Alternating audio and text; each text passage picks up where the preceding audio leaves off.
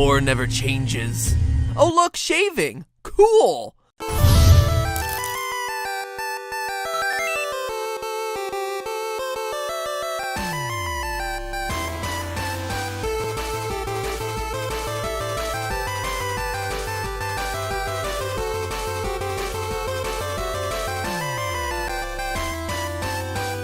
Hello, Internet! Welcome to Game Theory, and to the conclusion of what I'm going to lovingly call our Apocalypse Trilogy. I mean, think about it. You had Mad Max, Fallout, and FNAF 4. Yep, 3 games symbolizing the fall of rational humankind. First things first, just in case you've been living deep underground in a surprisingly clean, roomy, and self-sustaining bomb shelter for the past month and a half, as part of a series of games announced at this year's E3 conference, which left many a gamer weeping for joy, Bethesda grew my cold scientific heart 3 sizes that day, probably through radiation more than love, when it announced Fallout 4 isn't only a real game, but that it'll be here before the end of the year. Now that is how you make an announcement. Take that, vague Kingdom Hearts 3 trailer. But for one gamer out there, this wasn't just super exciting. It was the culmination of almost 8 years of careful and diligent work.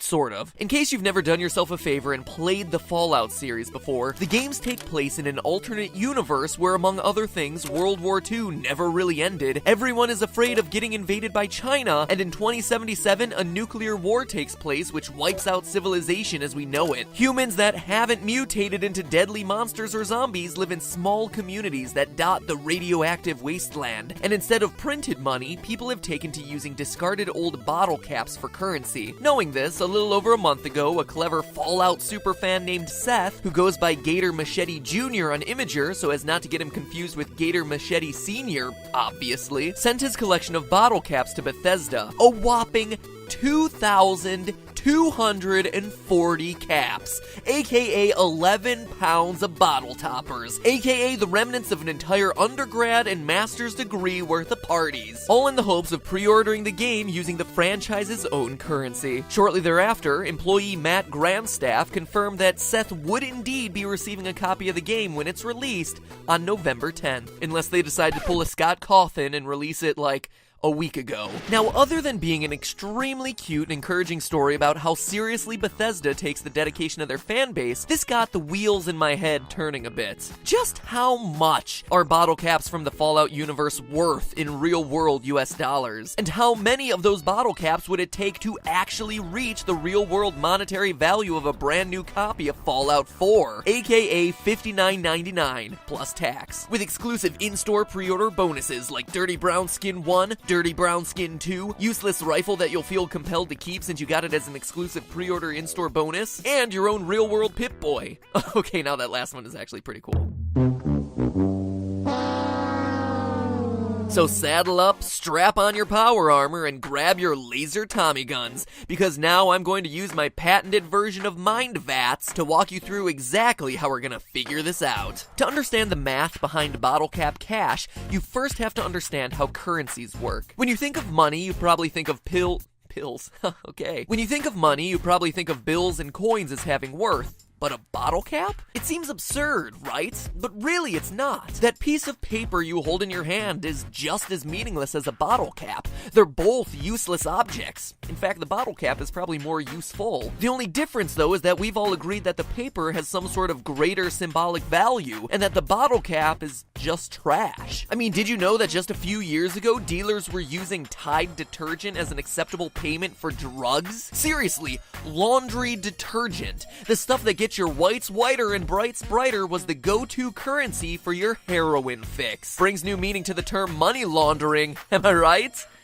Am I right? Alright. Or think about the classic example of cigarettes having value in prison. Currency is merely an agreement that some object, like a bottle cap or jug of Tide, or a set of objects, like a piece of paper and round chunks of metal, has value. Historically, these items were really just kind of an IOU. The bill that you held in your hand was backed by something. It represented some amount of a more valuable resource. Walk into the bank, hand over your money, and theoretically you could walk out with your rightful amount of that resource. resource, most often gold and silver, which, it's also worth pointing out, are two metals that again are only valuable because we've all agreed they have value. Seriously, what are you really going to do with a big brick of gold? Bludgeon someone with it? Doorstop? Bicep curl? Today, though, most money is what's known as fiat money. No, not the savings that you've put away for your fancy Italian car. It's money that's not backed by anything. In the Fallout games, this isn't a problem because bottle caps are backed by another valuable resource, water. Water is the valuable resource in the post-apocalypse. Why bottle caps? Well, the reasoning behind bottle caps was that they're impossible to counterfeit. No bottle cap factories existed after the world ended. That also means that they're in limited supply, which preserves their value against inflation. A huge issue we discussed during our Economics of World of Warcraft episode. So what is the value of a bottle cap? Well, since we can't put a firm price on the value of water in the Fallout universe, we have to compare them to something that's generally considered to be a valuable resource across all of history, the aforementioned gold. In the Fallout New Vegas add-on Dead Money, you can collect 37 gold bars during the Heist of the Centuries mission. Each one can be sold at an optimum value of 10,539 caps. This also tells us that gold is a good standard to compare against because this is one of the highest valued items in the game, meaning that even in the post-apocalypse, gold is still something that people value. Now, the carry weight of each of these bars is 35 pounds, so all we need to do to figure out the value of that gold is convert it to bottle caps and we have our answer. To begin, the value of gold is most often measured in ounces, but not ounces like Americans know them, where there are 16 per pound, rather troy ounces, a unit of mass specifically for gold and other precious metals and gemstones. A troy ounce is actually heavier than the United States ounce, which isn't even its official name. Technically, US ounces are called avoirdupois ounces, but just saying that word makes me feel pretentious, so let's move on. Doing the conversion, a 35-pound gold brick is actually 510 troy ounces. But that's not all. We also have to consider how pure the gold is. Loyal theorists will remember when we calculated the cost of Minecraft diamond armor using the 4 C's of gemstones. One of those C's stood for carat, or weight of the diamond. Gold is also measured in carats, but this time with a K, a word originating from the carob beans that old merchants used to weigh gold. Carob with a C, not a K. And carat with a K now measures gold purity, not weight like carat with a C, despite it originally being inspired by a measure of weight. You know what? They really just the whole system up. So 24 karat gold is pure gold. This can also be expressed by saying that it's 999 out of 1,000 parts gold, which again isn't technically pure 100% since there's that one missing thousandth, but whatever, gold merchants are dumb. So in Fallout we see the gold bar being marked with 999.9, telling us that this is a pure chunk of 24 karat gold. As such, thankfully, we don't need to do any other funky calculations. So the price per gold in the Fallout universe is 10,539 caps divided by 510 troy ounces, or about 21 caps per troy ounce of pure 24 karat gold. Now to finally relate it to something we know, the price of gold in dollars. And I wanted to do that as accurately as possible, which meant pinning down the exact year the Fallout universe completely diverted from our own timeline, which according to developers is when culture essentially froze where it was. After reading as many interviews as I could find, the best I could conclude was that the split occurred sometime around the 1950s. But here on Game Theory, I'm not satisfied with just rough estimates. I had to get a little creative. The only real connection I could find between Fallout's universe and our own reality, besides a few dialogue references and landmarks, was the music that plays on your in-game radio on the various stations you pick up on your Pip-Boy. So I organized all the real-world songs into a list, and after checking the original release dates of each recording, the most recent song on either of the game's soundtracks was a cover of the classic song Blue Moon by Frank Sinatra, which plays on Radio New Vegas in Fallout New Vegas, and places the timeline split a little later than I expected, squarely in 1961, more specifically January 3rd. So, armed with a date, some gold, and a fistful of bottle caps, we can finally reach our conclusion. In 1961, the cost of gold was about $35 per troy ounce. That would mean each bottle cap would be worth $1.67. Wow, that's surprisingly expensive, actually. Those are some valuable caps. In other words, Gator Machete Jr., by paying 2,240 caps, you technically overpaid by $3,680.80. Whew. Hope you get plenty of play hours out of that one. In the words of an old-timey person from 1961, "You kid, you got a bum steer." But that's just talking about 1960s money. How about in today's economy? How does this all translate to 2015 dollars? Well, gold nowadays runs for the astronomical $1,095 per troy ounce. Oh, what a difference 50 years can make, right? And you can see where this is going. Gator Machete Jr., you got hosed. At those prices, each individual bottle cap would be worth $52. You practically could have bought the full Pip-Boy edition with 2 measly caps. But by handing over all 2,240 of the bottle caps in your collection, in the world of Fallout, you actually paid, get this, $116,480. Hopefully Bethesda throws in some DLC for you, buddy. Seriously, for that price you could have bought something useful, like a house, or this picture of Mount Dogmore that I found. Etsy is a weird site. Now, I've done this enough times to know that some of you in the comments will complain about me using comparisons to in-game gold. Oh, it's fictional currency, Okay, fine. So let me run one last calculation, finding out how much real-world bottle caps are worth today, and figuring out how much Gator Machete actually paid. Well, here's how dedicated I am to you.